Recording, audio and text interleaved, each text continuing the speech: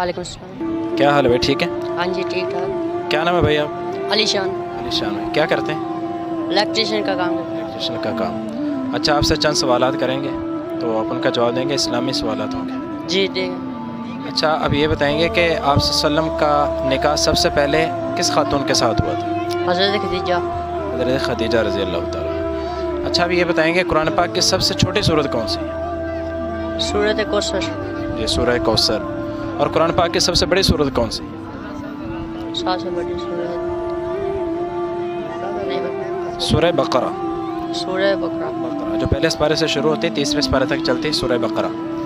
اچھا، آپ سے ایک سوال اور کریں گے، وہ کون سے صحابہ کرام ہیں کہ جن کی قبریں رسول اللہ صلی اللہ علیہ وسلم کے ساتھ اور ان کے روضہ مبارک میں ہیں؟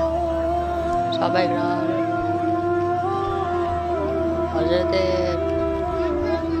صحابہ، وہ کون سے صحابی ہیں جن کی قبریں آپ صلی اللہ علیہ وسلم کے ساتھ ان کے روضہ مبارک میں بنی؟ وہ کون سے صحابہ کرام ہیں؟ حضرت علی۔ دو صحابہ ہیں، وہ کون کون سے ہیں؟ ایک حضرت علی نہیں، نہیں، حضرت ابوبکر صدیق اور حضرت عمر فاروق رضی اللہ تعالیٰ عنہ، ان کے قبریں رسول اللہ صلی اللہ علیہ وسلم کے ساتھ ان کے روضہ مبارک میں۔ اچھا، اب یہ بتائیں گے کہ حضرت اماں عائشہ صدیقہ جو ہیں، یہ آپ صلی اللہ علیہ وسلم کی کیا لگتی تھی؟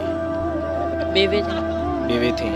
اور یہ بیٹی کن کی تھی، یہ بتائیں گے آپ کہ ان کے ابو کا نام کیا تھا؟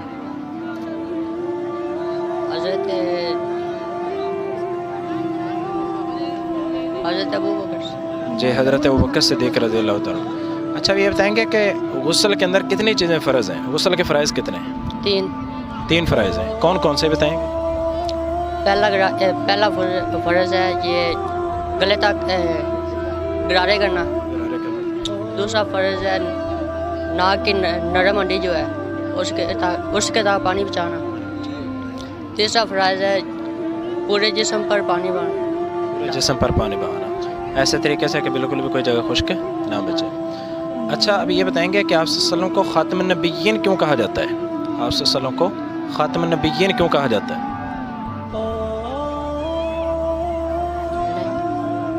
آپ صلی اللہ علیہ وسلم کو خاتم النبیین ہم کس لیے کہتے ہیں؟ قرآن پاک میں کہا گیا ہے، ہم کانفرنس بھی ہوتے ہیں، ختم نبوت کانفرنس ہے، تو آپ صلی اللہ علیہ وسلم کو یہ لقب کیوں ملا ہے؟ خاتم النبیین کیوں کہتے ہیں؟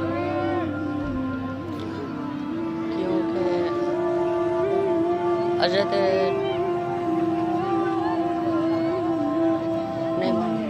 آپ صلی اللہ علیہ وسلم کو خاتم النبیین اس لیے کہتے ہیں چونکہ آپ صلی اللہ علیہ وسلم آخری نبی ہیں، اب ان کے بعد کوئی اور نبی نہیں آئے گا۔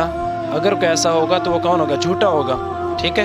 ہم اس کو جھوٹا کہیں گے، ہم اس کو نبی نہیں مانیں گے، اس وجہ سے آپ صلی اللہ علیہ وسلم کو خاتم النبیین کہا جاتا ہے۔